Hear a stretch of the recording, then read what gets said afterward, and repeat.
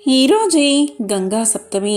ప్రతి సంవత్సరం వైశాఖ మాసంలోని శుక్లపక్ష సప్తమిని గంగా సప్తమి అని పిలుస్తారు. ఈరోజు ఈ కథను వింటే చాలు జన్మల పాపాలు దోషాలు తొలగి కోటి జన్మల పుణ్యం వస్తుంది. ఒక అడవిలో ఒక తోడేలు నివసిస్తూ ఉండేది. అది దగ్గర ఉన్న గ్రామంలోకి వెళ్ళి పిల్లల్ని ఎత్తుకుని వచ్చి తినేసేది. అలా ఒక అమ్మాయిని ఎత్తుకుని వచ్చింది. కానీ ఆ పాపను చూస్తే దానికి చంపబుద్ధి కాలేదు. ముద్దుగా పెంచుకుంది. అడవిలోని తేనె పళ్ళు తినిపించి పెంచి పెద్ద చేసింది. ఆ అమ్మాయికి యుక్త వయసు వచ్చాక ఒక యువకుణ్ణి ఇచ్చి వివాహం చేసింది. కన్యాదానం చేసింది. ఆ కన్యాదాన ఫలం వల్ల ఆ తోడేలు మరుజన్మలో సగర చక్రవర్తిగా పుట్టింది. సగరుడు ఒకసారి కొలువుతీరి ఉండగా నారదుడు వచ్చి, నీవు పూర్వజన్మలో తోడేలువి, ఒక అమ్మాయిని చంపకుండా పెంచి కన్యాదానం చేశావు. ఆ పుణ్యఫలం వల్ల ఈ జన్మలో చక్రవర్తివై పుట్టావు అని తెలియచేశాడు. దానం చేసినందువల్లే చక్రవర్తిగా పుడితే చాలామంది ఆడపిల్లలకు పెళ్లిళ్లు చేస్తే ఇంకా ఎంత పుణ్యం వస్తుందో అని సగరుడు ఆలోచించి తనకి 60,000 మంది కన్యలు పుట్టాలని కోరుకుంటూ బ్రహ్మదేవుడి గురించి ఘోర తపస్సు చేయసాగాడు. సగరుడు 16,000 మంది కన్యలకు కన్యాదానం చేస్తే ఆ పుణ్యఫలం వల్ల అతనికి ఇంద్ర పదవి లభిస్తుందేమో అని, తన పదవికే మోసం వస్తుందేమో అని ఆలోచించాడు ఇంద్రుడు. దీంతో ఇంద్రుడు సరస్వతీదేవిని ప్రార్థించి సగరుడు బ్రహ్మదేవుణ్ణి వరం కోరుకునేటప్పుడు అతని నాలుకపై ఉండి 60,000 పుత్రికలు అనే బదులు పుత్రులు అనేటట్లుగా చేయమని కోరాడు సరస్వతీదేవిని. సరస్వతీదేవి అలాగే చేసింది. సగరుడి తపస్సుకు మెచ్చి బ్రహ్మ ప్రత్యక్షం అయ్యాడు. ఏం వరం కావాలో కోరుకోమన్నాడు. అప్పుడు సగరుడు బ్రహ్మదేవుడికి నమస్కారం చేసి, ఓ బ్రహ్మదేవా, నాకు 60,000 మంది పుత్రికలు కావాలి అని అడగకుండా 60,000 మంది పుత్రులు కావాలి అని అడుగుతాడు. సగరుడు తన పొరపాటు గుర్తించేసరికి ఆలస్యం అయిపోయింది. బ్రహ్మ అలాగే తదాస్తు అని చెప్పి మాయమైపోయాడు. సగరుడికి బ్రహ్మవరం ప్రకారంగా 60,000 మంది పుత్రులు జన్మించారు. వారంతా పెరిగి పెద్దవారైన తర్వాత సగరుడు ఇలా అనుకున్నాడు, నేను కన్యాదాన ఫలాన్ని పొందకపోతే ఏమీ అశ్వమేధ యాగం చేస్తాను అని నిర్ణయించుకున్నాడు. మళ్ళీ ఇంద్రుడు ఇలా అనుకున్నాడు, సగరుడు అశ్వమేధ యాగం చేస్తే ఆ పుణ్యఫలం వల్ల నా ఇంద్ర పదవికే మోసం వస్తుంది అని ఆలోచించాడు. దీంతో ఇంద్రుడు ఆ యాగాశ్వాన్ని దొంగలించి పాతాళంలోని ఒక గుహలో దాచాడు. అక్కడ కపిల మహర్షి తపస్సు చేసుకుంటూ ఉండేవాడు. ఆయనకి ఒక వరముంది. తన తపస్సు భగ్నం చేసిన వాళ్లను ఆయన కోపంతో చూస్తే ఎదుటివాళ్లు భస్మం అయిపోతారు. అశ్వం అపహరించబడితే దారుణమైన ఫలితాలు వస్తాయని ఆ యాగం నిర్వహిస్తున్న పండితులు చెబుతారు. అప్పుడా సగరుడు తన 60,000 మంది కొడుకులను పిలిచి, ఈ భూమి 60,000 యోజనాలు ఉంటుంది. కనుక మీరందరూ ఒక్కో యోజనాన్ని తవ్వండి, భూమి మొత్తాన్ని వెతకండని చెప్పి పంపాడు. వజ్రాలాంటి తమ గోళ్లతో ఆ సగరులు భూమినంతా తవ్వడం ప్రారంభించారు. ఇది గమనించిన దేవతలు బ్రహ్మదేవుడి దగ్గరకు వెళ్లి, దేవా, సగరులు భూమిని తవ్వుతుంటే ప్రాణులన్నీ చనిపోతున్నాయి, ఏమి చెయ్యమంటారు అని అడిగారు. అప్పుడు బ్రహ్మదేవుడు ఇలా పలికాడు, మీరెవరూ కంగారు పడకండి. ఈ భూమంతా శ్రీ మహావిష్ణువుది, కనుక ఆయనే ఈ భూమిని రక్షించుకుంటాడు. ప్రస్తుతం ఆయన పాతాళ లోకంలో కపిల మహర్షిగా తపస్సు చేసుకుంటున్నాడు అని చెప్పాడు బ్రహ్మ. ఇక సగర కుమారులు ఎంత తవ్వినా అశ్వం కనబడకపోయేసరికి వారు సగరుడి వద్దకు వెళ్లి జరిగిందంతా తెలియచేశారు. దానికి సగరుడు తన కుమారులతో, నాకు అశ్వం తప్పకుండా కావాలి అన్నాడు. మీరు పాతాళం దాకా తవ్వేయండి అని చెప్పి వాళ్ళని మళ్లీ పంపించాడు. ఆ సగర కుమారులు పాతాళం దాకా తవ్వడం ప్రారంభించారు. అలా తవ్వుతున్న వాళ్ళకి ఈ భూమిని తూర్పు దిక్కున మోస్తున్న దిశా గజం అనే ఏనుగు కనిపించింది. ఆ ఏనుగుకి ప్రదక్షిణ చేసి ముందుకు వెళ్ళగా వాళ్ళకి మహాపద్మం అనే ఏనుగు భూమిని దక్షిణ దిక్కున మోస్తూ కనిపించింది. అలాగే పడమర దిక్కున సామనసం అనే ఏనుగు, ఉత్తర దిక్కున భద్రము అనే ఏనుగు కనిపించింది. వాటికి ప్రదక్షిణ చేశారు. 4 దిక్కులలో గుర్రం ఎక్కడా కనబడలేదు. ఈసారి ఈశాన్యం వైపు తవ్వడం ప్రారంభించారు. అలా తవ్వగా వాళ్ళకి ఒక ఆశ్రమంలో సనాతనుడైన విష్ణు భగవానుడు కపిల మహర్షిగా తపస్సు చేసుకుంటూ కనబడ్డాడు. ఆయన పక్కనే యాగాశ్వం కూడా ఉంది.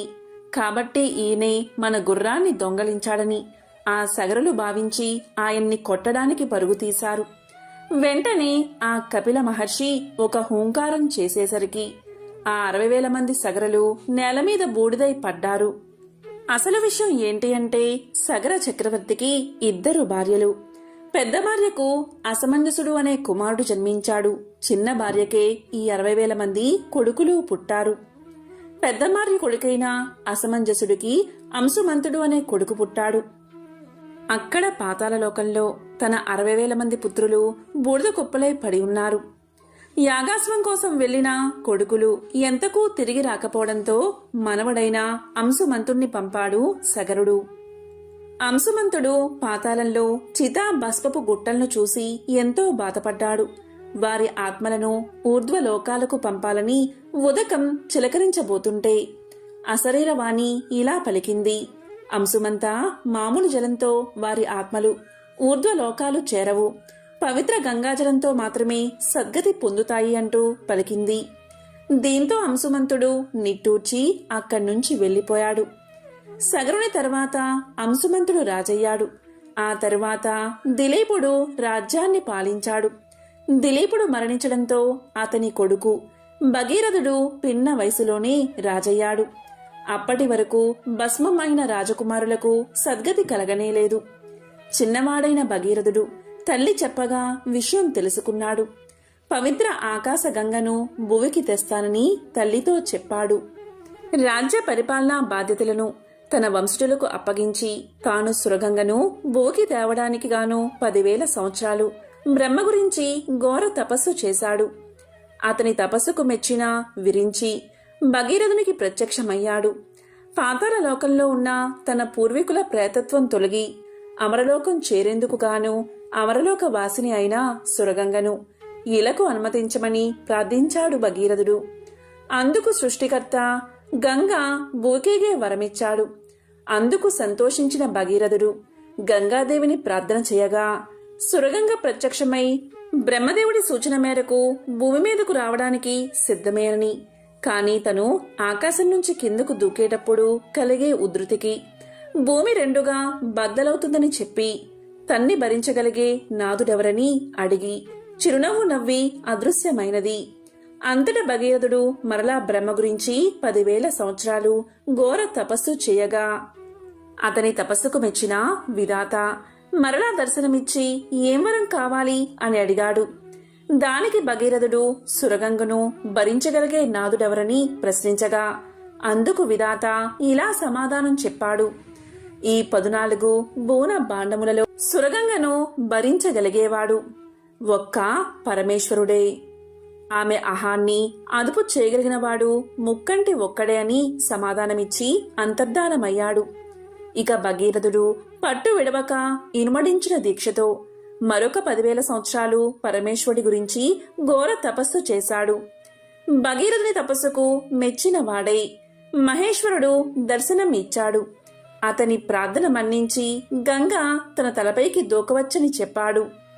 చంద్రశేఖరుడు హిమవత్పర్వత అగ్రాన నిలిచి తన ముడివైచి ఉన్న తన జటాజూటాన్ని విరల్చి ఓరకంట దివి నుంచి భూని బద్దలు చేయగలను అన్న అహంతో ఉన్న గంగను చూసి చిరుమందహాసం చేశాడు. తన నడుముపై చేతులు ఉంచి నించున్న శంకరుణ్ణి పరిహాస దృష్టితో చూసిన గంగా ఉత్తుంగ తరంగాలతో వడిదిరుగుతున్న సుడులతో మహోగ్రతులతో తనలోని మకరాలు మీనాలు కూర్మాలతో జలచరాలన్నిటితో సహా పరమేశ్వరుణ్ణి పాతాళానికి తొక్కాలి అన్న తిక్కతో ఆకాశమంతా పరుచుకున్న తన జలాలతో మహావేగంతో శివుడిపైకి ఉరికింది.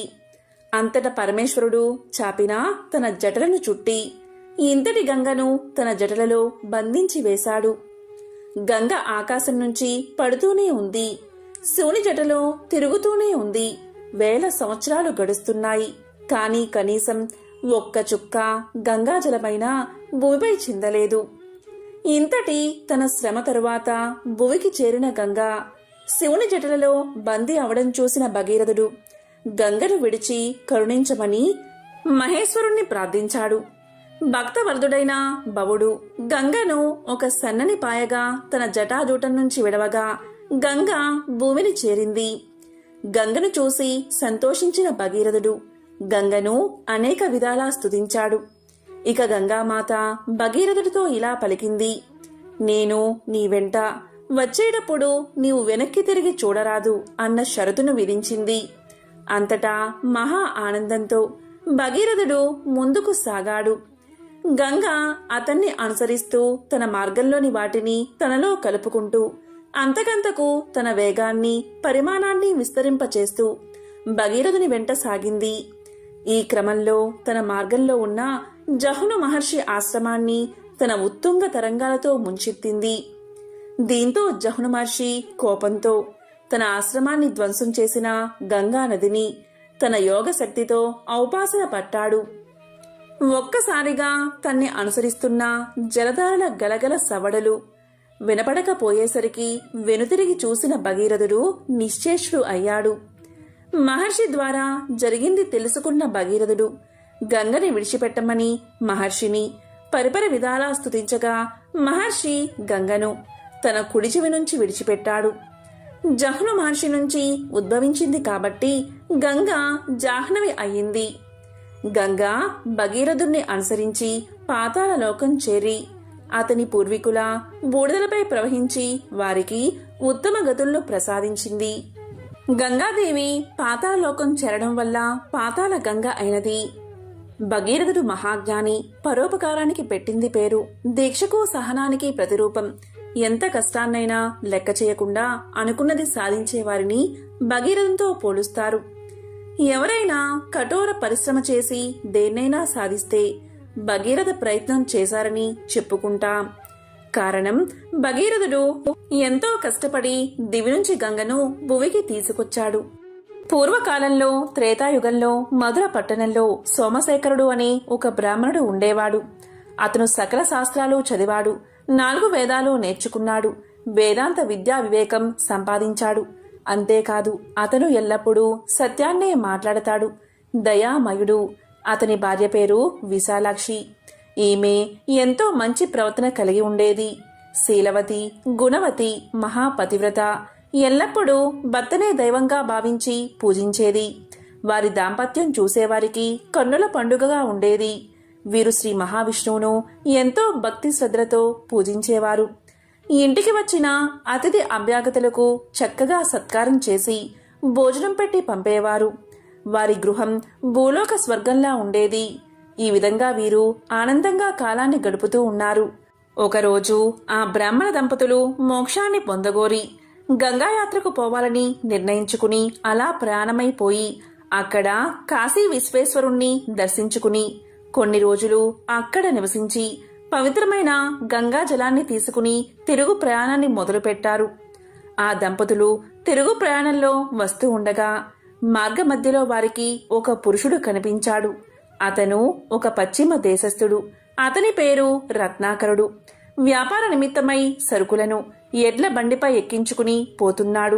అప్పుడు ఒక ఎద్దు అధిక బరువు వల్ల నడవలేక నిల్చుని ఉంది. అంతటా రత్నాకరుడు తన నౌకరుల్లో ఒకడైన కాలకల్పుణ్ణి చూసి ఎద్దును అదిలించమని హెచ్చరించాడు. అంతటా కాలకల్పుడు తన చేతిలో ఉన్న కర్రతో దాన్ని బలంగా కొట్టాడు. అప్పుడు ఆ ఎద్దు గింజుకుని తాళ్లు తెంపుకుని తన్ను కొట్టిన కాలకల్పుణ్ణి పొడిచింది. సూది మొనలాగా ఉన్న దాని కొమ్ము కాలకల్పుడి డొక్కలో గుచ్చుకుని వెంటనే భూమి మీద పడి గిరగిలా తన్నుకుని మరణ వేదనతో కాలకల్పుడు అరుస్తున్నాడు. అలా అరుస్తున్న కాలకల్పుణ్ణి ఈ బ్రాహ్మణ దంపతులు చూశారు. వెంటనే సోమశేఖరుడు అతని బాధను చూడలేక అతని దగ్గరకు వెళ్లి తన కలశంలో ఉన్న గంగాజలం కొంత అతని నోట్లో పోసి ఇంతకు ముందు విష్ణు పూజకు ఉపయోగించిన తులసీ దళాన్ని అతనిపై వేశాడు. ఇక విష్ణునామాన్ని అతడికి వినపడేలా జపించసాగాడు. కొంతసేపటికి కాలకల్పుడు మరణించాడు. ఇక కాలకల్పుడి మరణానికి ఆ దంపతులు విచారించి ముందుకు సాగిపోయారు. వారు అలా కొంత దూరం పోయేసరికి మరొక భయంకర దృశ్యం వారికి కనిపించింది. అది ఏంటి అంటే వారి ఎదుట భీకర ఆకారాలతో కొందరు భటులు కనిపించారు. వారిలో కొందరికి కాళ్ళు పెరికి ఉన్నాయి, కొందరికి చేతులు తెగి ఉన్నాయి, కొందరికి ముక్కులు తెగి ఉన్నాయి. వారి ఆకారాలు భీకరంగా ఉన్నాయి. సోమశేఖరుడు భయపడక వారి దగ్గరకు వెళ్ళి, అయ్యా, మీరు ఎవరు? మీకు ఈ అవస్థ ఎలా కలిగింది? దేనికి కారణం ఎవరు?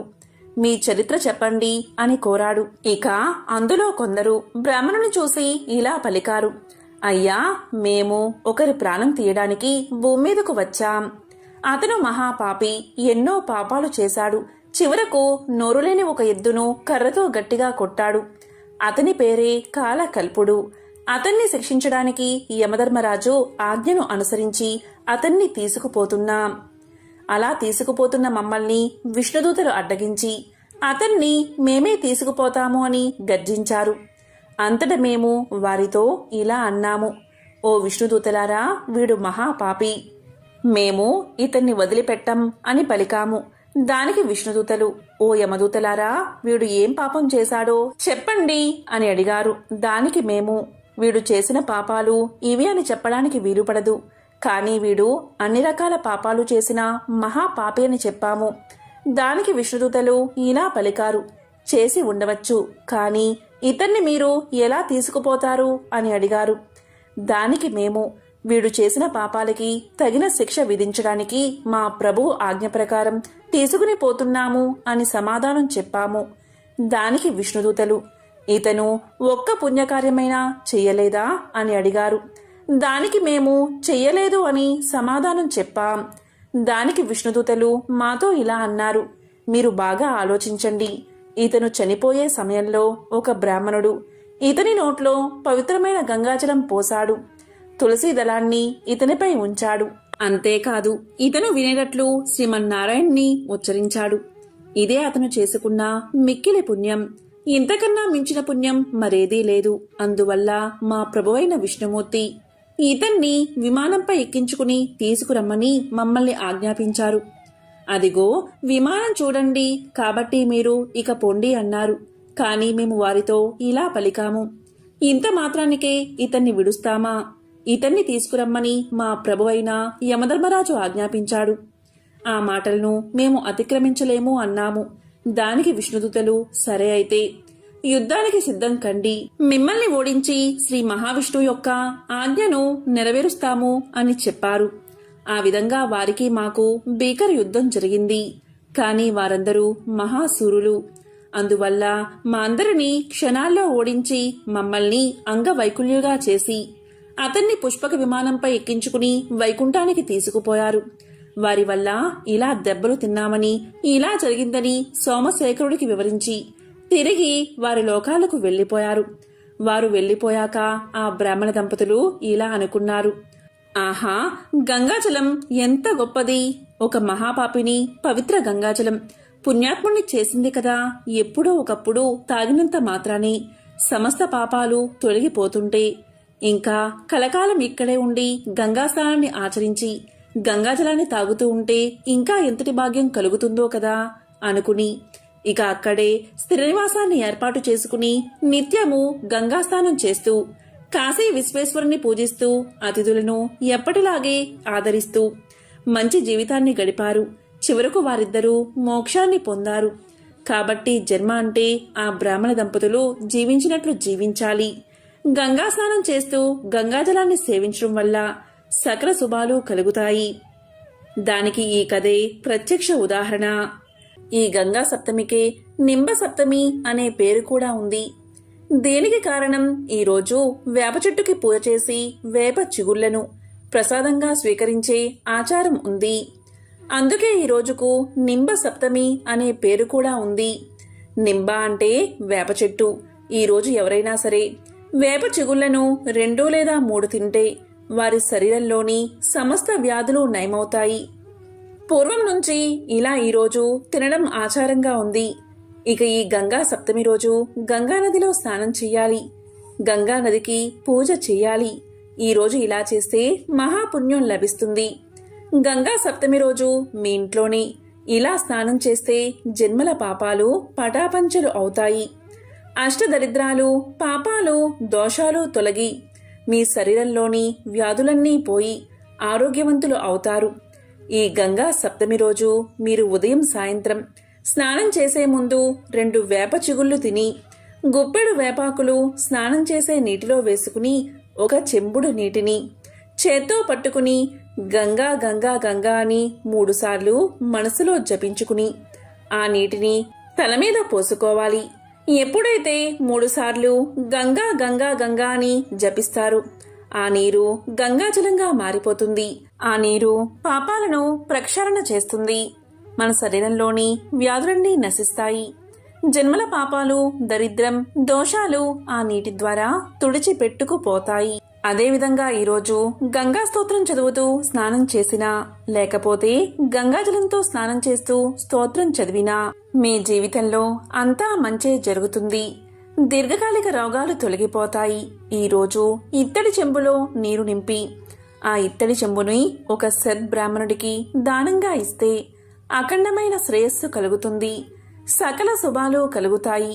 ఇత్తడి చెంబులో ఈ విధంగా దానం చేయలేని వారు మట్టి కుండలో నీరు పోసి ఒక సద్బ్రాహ్మణుడికి దానంగా ఇవ్వండి. ఇలా జలపాత్ర దానం చేస్తే వారికి ఎన్ని జన్మల్లో అయినా తాగడానికి నీటి కొరత ఉండదు. ఈరోజు గంగాస్తుతి శ్లోకాన్ని ఒక్కసారి చదివినా చాలు వారి జన్మల పాపాలన్నీ హరించుకుపోతాయి. 1,000,000 జన్మల పుణ్యం వస్తుంది. మరి ఆ స్తోత్రమేంటో ఇప్పుడు ఈ వీడియోలో తెలుసుకుందాం. దేవి సురేశ్వరి భగవతి గంగే త్రిభువనధారిణి తరళ తరంగే శంకరమౌళి విహారిణి విమలే మమ మత్తి రాస్తాం తవ పద కమలే. దీని అర్థం ఏంటి అంటే, ఓ గంగాదేవి, నీవు సకల దేవలోకానికి ఈశ్వరివి. ఓ భగవతి, నీ తరళ తరంగాలతో ముల్లోకాలను తరింపచేసేదానివి. విమల జలంతో శంకరుడి శిరస్సును విహరించే నీ చరణ కమలాలపై నా మనసు ఎల్లప్పుడూ నిలిచి ఉండేలాగా అనుగ్రహించు అని శ్లోకం అర్థం. ఈ శ్లోకాన్ని ఒక్కసారైనా ఈరోజు చదివితే వారి జన్మల పాపాలు తొలగి జన్మ ధన్యమవుతుంది.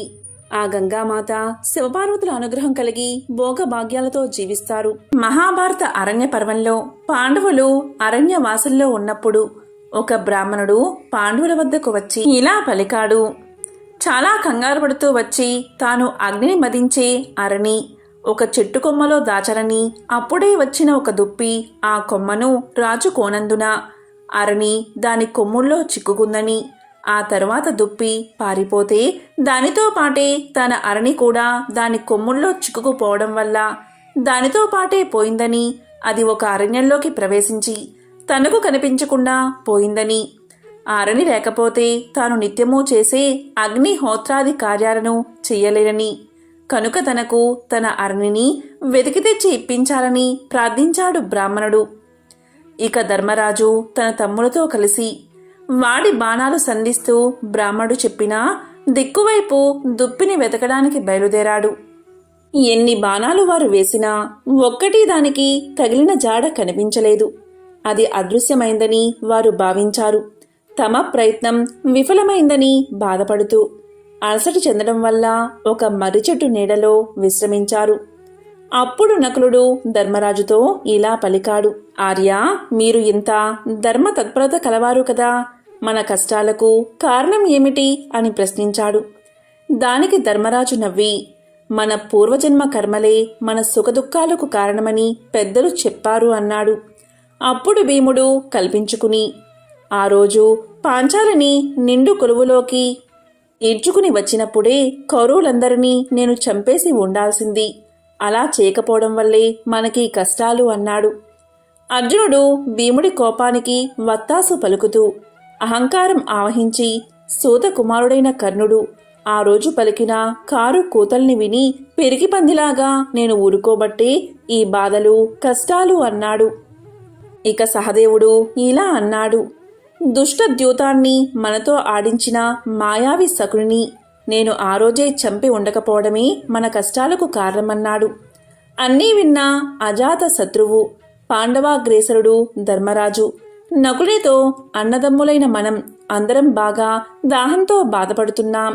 దగ్గరలో ఎక్కడైనా నీరు ఉందేమో చూసి నువ్వు తాగి మాకు కూడా తీసుకురా అని ఆదేశించాడు. దీంతో నకులుడు అన్నగారి మాటకు బద్ధుడై వటవృక్షమెక్కి నీళ్లు ఎక్కడైనా దొరుకుతాయేమో అని పరిశీలించాడు. కొంత దూరంలో ఒక జలాశయం ఉందని తెలుసుకుని అన్నగారికి చెప్పాడు. అప్పుడు ధర్మరాజు నకులుణ్ణి అక్కడికి వెళ్ళి దాహం తీర్చుకుని తమందరికీ వెంటనే మంచినీరు తేవలసిందిగా ఆజ్ఞాపించాడు. దీంతో నకులుడు జలాశయం చేరుకున్నాడు. అందులో దిగి నీళ్లు తాగాలని ప్రయత్నం చేశాడు. ఇంతలో ఒక గొంతు వినిపించింది.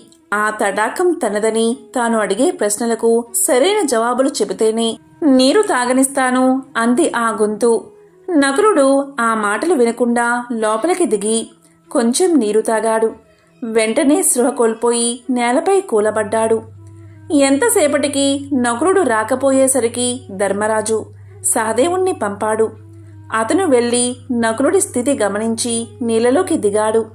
అప్పుడు మళ్ళీ ఒక అశరీర భూతం గొంతు, ఈ తటాకం నాది, నేనడిగిన ప్రశ్నలకు సరైన జవాబు చెబితేనే నీళ్లు తాగనిస్తాను అని వినిపించింది. కాని అహంకారం, ఆవేశం ఉన్న సహదేవుడు ఆ మాటలు లక్ష్యపెట్టక లోపలికి దిగి దాహం తాగి మూర్ఛపోయాడు.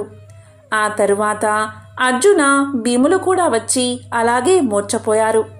చివరికి ధర్మరాజే బయలుదేరి వచ్చాడు. ఆ కొలను దగ్గర మూర్ఛపడి ఉన్న సోదరుల్ని చూశాడు. ఇతరులు ఎవ్వరూ వచ్చిన జాడలేదని గ్రహించాడు. ఇది దుర్యోధన మాయ ఏమోని అనుకున్నాడు. సోదరుల ముఖాల్లో చైతన్యం తగ్గలేదు, చేతులు కాళ్ళల్లో శోభ తగ్గలేదు అని గమనించాడు. ఇంకా వెంటాడుతుందని విచారించాడు. తాను వీళ్లను వదిలి వెళ్లితే తల్లి కుంతీదేవికి ఏమని సమాధానం చెప్పుకోవాలా అని సందేహించాడు. దాహం విపరీతంగా ఉంది. దాంతో కొలంలోకి దిగాడు ధర్మరాజు. అప్పుడు అశరీర భూతం ఇదివరకలాగే హెచ్చరించి తన ప్రశ్నకు సరైన సమాధానాలు చెబితేనే ఉదక ప్రాప్తం అంది. అది తన కొలను అని, తాను ఒక కొంగ అని చెప్పాడు. ఇక ధర్మరాజు వినయంతో, మీరెవరో మహాపరాక్రమవంతులై ఉండాలి, లేకపోతే కుల పర్వతాలని ఢీకొన్నే నా సోదరులు ఇలా మూర్ఛపోరు. మీరెవరో, మీ కోరిక ఏమిటో నాకు సరిగ్గా చెప్పండి అన్నాడు. దానికి ఆ అదృశ్య గొంతు, ధర్మరాజా, నేను ఒక యక్షుడిని, నా వల్లే నీ సోదరులకు ఈ గతి పట్టింది అని చెప్పిన వెంటనే అక్కడ ప్రత్యక్షమయ్యాడు. అతను ఆజానుబాహుడు. అతని గర్జనకు అడవిలోని ప్రాణాలు వణికిపోయాయి. పరమ భయంకరంగా ఉన్నాడు. కాని ప్రశాంత గంభీర స్వరంతో ఇలా అన్నాడు, యుధిష్ఠిరా, నా అనుమతి లేకుండా నీ తమ్ముళ్ళు నీరు తాగి ఇలా అయిపోయారు. నువ్వు వివేకవంతుడివి కనుక దుస్సాహసం చెయ్యలేదు. నా అనుమతి కోసం ఎదురు చూస్తున్నావు. నా ప్రశ్నలకు తగిన సమాధానాలు చెప్పి అప్పుడు నీళ్లు తాగు అన్నాడు యక్షుడు. సరే అని ప్రశ్నలు వెయ్యవలసిందిగా ధర్మరాజు యక్షుణ్ణి కోరాడు. ఇప్పుడు ప్రశ్నలు, వాటికి ధర్మరాజు సమాధానాలు తెలుసుకుందాం. సూర్యుణ్ణి ఉదయింపచేసేవారు ఎవరు అని యక్షుడు అడగగా బ్రహ్మం అని ధర్మరాజు సమాధానం చెప్పాడు. సూర్యుని చుట్టూ తిరిగేవారెవరు అని యక్షుడు అడగగా దేవతలు అని సమాధానం చెప్పారు. మానవుడు దేనివల్ల మహత్తును పొందుతాడు అని యక్షుడు అడగగా తపస్సు అని ధర్మరాజు సమాధానం చెప్పాడు. ఆకాశం కంటే పొడవైంది ఏది అని యక్షుడు అడగగా తండ్రి అని సమాధానం చెప్పాడు ధర్మరాజు. భూమి కంటే భారమైంది ఏది అని యక్షుడు అడగగా జనని అని సమాధానం చెప్పాడు. గాలి కంటే వేగమైంది ఏది అని యక్షుడు అడగగా మనస్సు గాలి కంటే వేగమైందని ధర్మరాజు సమాధానం చెప్పాడు. మానవుడికి సజ్జనత్వం ఎలా వస్తుంది అని యక్షుడు అడగగా ధర్మరాజు ఇలా సమాధానం చెప్పాడు. ఇతరులు తన పట్ల ఏ పని చేస్తే, ఏ మాట మాట్లాడితే తన మనస్సుకు బాధ కలుగుతుందో తాను ఇతరుల పట్ల ఆ మాటలు మాట్లాడకుండా ఎవడు ఉంటాడో అట్టివాడికి సజ్జనత్వం వస్తుంది అని సమాధానం చెప్పాడు. నిద్రలో కూడా కన్ను మూయంది ఏది అని యక్షుడు అడగగా చేప అని ధర్మరాజు సమాధానం చెప్పాడు. జన్మించియు ప్రాణం లేనిది ఏది అని యక్షుడు అడగగా గుడ్డు అని సమాధానం చెప్పాడు ధర్మరాజు. రూపమున్నా హృదయం లేనిది ఏది అని యక్షుడు అడగగా రాయి అని సమాధానం చెప్పాడు ధర్మరాజు. ఎల్లప్పుడూ వేగం గలదేది అని యక్షుడు అడగగా నది అని సమాధానం చెప్పాడు. కీర్తికి ఆశ్రయం ఏది అని యక్షుడు అడగగా దానమని ధర్మరాజు సమాధానం చెప్పాడు. లాభాల్లో గొప్పది ఏది అని యక్షుడు అడగగా ఆరోగ్యమని సమాధానం చెప్పాడు. ఎల్లప్పుడూ తృప్తిగా పడి ఉండేది ఏది అని యక్షుడు అడగగా యాగకర్మ అని ధర్మరాజు సమాధానం చెప్పాడు. లోకాన్ని కప్పి ఉన్నది ఏది అని యక్షుడు అడగగా అజ్ఞానమని ధర్మరాజు సమాధానం చెప్పాడు. జ్ఞానమంటే ఏమిటి అని అడగగా మంచి చెడుల్ని గుర్తించగలగడం జ్ఞానమని సమాధానం చెప్పాడు. దయ అంటే ఏమిటి అని యక్షుడు అడగగా ప్రాణులంటిని సుఖం కోరడం దయ అని సమాధానం చెప్పాడు. ఇలా యక్షుడు ధర్మరాజును అనేక ప్రశ్నలు వేశాడు. అన్ని ప్రశ్నలకు ధర్మరాజు సరైన సమాధానం చెప్పాడు. ఆ సమాధానాలు విన్న యక్షుడు, నా ప్రశ్నలంటికి సరైన సమాధానాలు ఇచ్చావు, నాకు ఆశ్చర్యాన్ని కలిగించావు. నీ సోదరులలో ఒక్కరిని బతికిస్తాను, ఎవరిని జీవింప చెయ్యాలో నువ్వే చెప్పు అన్నాడు యక్షుడు. అప్పుడు ధర్మరాజు కొంచెంసేపు ఆలోచించి ఇలా చెప్పాడు. సుమున్నత బలశాలి అయిన నా సోదరుడు నకులుణ్ణి బతికించు మహానుభావా అని అన్నాడు. దానికి యక్షుడు, భీమార్జునులు అత్యంత ధైర్య సాహసవంతులు, వారిని బతికించమని కోరుకోకుండా నకులుణ్ణి ఎందుకు ఎంచుకున్నావు అని అడిగాడు. దానికి ధర్మరాజు, యక్షీశ్వర, మా తండ్రి పాండురాజు గారికి కుంతి, మాద్రి అని 2 భార్యలు. కుంతి తనయుల్లో నేను బతికే ఉన్నాను, మాద్రి తనయుల్లో ఒక్కరైనా జీవించాలి కదా అన్నాడు. అప్పుడు సంతోషించిన యక్షుడు, నీ ధర్మజ్ఞతకు మహా ఆనందంగా ఉంది, నీ సోదరులందరినీ పునర్జీవితుల్ని చేస్తాను అని చెప్పి వారందరికీ స్పృహ కల్పించాడు. దీంతో పరమానంద భరితుడైన ధర్మతనయుడు అంటే ధర్మరాజు ఇలా పలికాడు. నీవు యక్షుడివి కావు, నువ్వేదో దేవతవు, దీంట్లో సందేహం లేదు. నీ యథార్థ స్వరూపం నాకు చూపించు అని కోరాడు. దానికి యక్షుడు, నేను ధర్మదేవతను. సత్యం, శౌచం, దానం, తపం, సమం, దాంతి, కీర్తి, సమగ్ర పరిజ్ఞానం నా స్వరూపాలే. నా కుమారుడివైన నిన్ను చూడాలి అనే ఉద్దేశంతోనే ఈ కొలను చేరాను. నన్ను ఆశ్రయించిన వారెవరూ దుర్గతి పొందరు. నీ సాధువర్తనకు సంతోషించి ఇంకో వరం కూడా ప్రసాదిస్తున్నాను, కోరుకో అన్నాడు. దీంతో ధర్మరాజు అమిత ఆనందాన్ని పొంది భక్తితో ధర్మదేవతకు సాష్టాంగ నమస్కారం చేశాడు. ధర్మదేవ, ఆశ్రమ సమీపంలో ఉన్న ఒక బ్రాహ్మణుడి అరణిని జింక అపహరించుకు పారిపోయింది. దాన్ని ఆయనకు కర్మలోపం రాకుండా మళ్లీ ప్రసాదించాలి అని ప్రార్థించాడు. దీంతో ధర్మదేవత చాలా సంతోషించి ధర్మజుని మనోగతం ఎలాంటిదో తెలుసుకోవడానికే అలా కల్పిత జింకను సృష్టించాలని చెప్పి ఆర్నిని అనుగ్రహించాడు. ధర్మదేవతా కుమారుడైన ధర్మరాజుపై అపార కృపా కటాక్షాలతో ధర్మనందన, మీ 12 ఏళ్ల అరణ్యవాసం పూర్తయింది. 13వ ఏడు అజ్ఞాతవాసం. మీరు ఏం చెయ్యాలి? అజ్ఞాతవాస సమయంలో మీరందరూ ఏ రూపంలో ఉండాలి అని అనుకుంటారో అలాంటి రూపమే మీకు ఏర్పడుతుంది. మిమ్మల్ని ఎవరూ కొంచెం కూడా గుర్తుపట్టలేరు. ఇది మీకు వరంగా ఇస్తున్నాను. ఇంకేమైనా కోరిక ఉంటే నాకు తెలియచేయండి, నెరవేరుస్తా అన్నాడు. విజ్ఞుడైన ధర్మరాజు, నీ దర్శనంతో ధన్యుణ్ణి అయ్యాను. ఇంకేం కోరిక లేదు. నా మనసు క్రోధ, లోభ, మోహాది దుర్గుణాలకు ఎప్పుడూ దూరంగా ఉండి సదా ధర్మాచరణతో విలసిల్లేటట్లు అనుగ్రహించు అని వేడుకున్నాడు. ఆ వరాన్ని ఆనందంగా ప్రసాదించి ధర్మదేవత అదృశ్యం అయిపోయాడు. భీమార్జున, నకుల సహదేవులు యథాస్థితికి వచ్చారు. అందరితో కలిసి ధర్మరాజు మళ్లీ ఆశ్రమానికి చేరుకున్నాడు. బ్రాహ్మణుడికి ఆరణిని అందజేసి ఆయన శుభాశిస్సులను పొంది ఆనందంగా సోదరుడితో గడిపాడు. ఎంతో పవిత్రమైన విశేషమైన ఈరోజు ఈ కథను విన్నా, చదివినా, చెప్పినా, వినిపించినా సమస్త దరిద్రాలు తొలగి సకల శుభాలు కలుగుతాయి. ఓం నమో నారాయణాయ. ఓం నమః శివాయ. ఓం శ్రీ మహాలక్ష్మియే నమః.